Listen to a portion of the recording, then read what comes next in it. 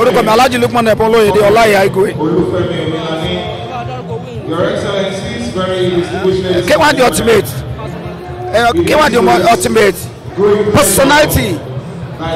It's a discipline artist. Principal artist. A policy maker artist. Èyàn tó yẹ pé oh they predict K1 the ultimate. Oh they predict it. Tí K1 bá sọ fún ẹ pé lágbára Ọlọ́run a máa ṣe nǹkan báyìí lọ́la.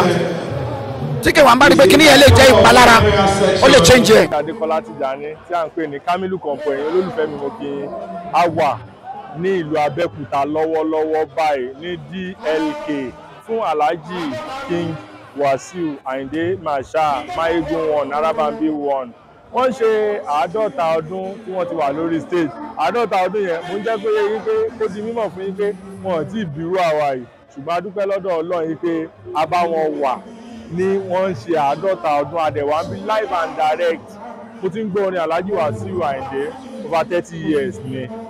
Wọ́n ti kọ oríṣiríṣi Ọlọ́run dẹ̀ jẹ́ kí gbogbo nǹkan tó ń ṣe lákọ̀tún kó máa bá gbà mu. Ìdí nìyẹn tó fún wa lóore ọ̀fẹ́ lọ́jọ́ tòní láti wà ń bí báyìí.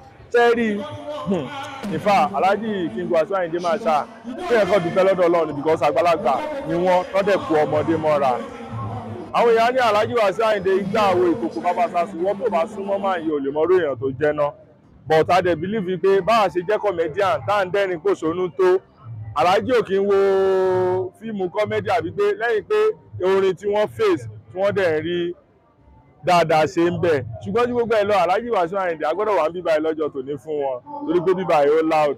A dẹ̀ kí iléeṣẹ́ tí wọ́n gbé ètò yìí síta náà iléeṣẹ́ Ilefo TV òun ní kẹ́ máa wọ o Kamilu Mondode alóyinlóhùn Ayinde dé ọmọ rẹ̀ Wasiu o ọmọ ní bó ṣe mọ̀gán láwọn mi Ayinde dé bàbá jẹ́ tí wọ́n ti bí wọ́n ń gbàtàn kọrin yẹn kọ́ lè bá wọn pé àti ń tẹ̀lé K1 ló ti pẹ́. Ilefo TV ní kẹ́ máa wò lẹ́ẹ̀kan sí ẹ má yí kúrò ń bẹ̀ ó ṣe kí ni ó dé bẹ́ẹ̀.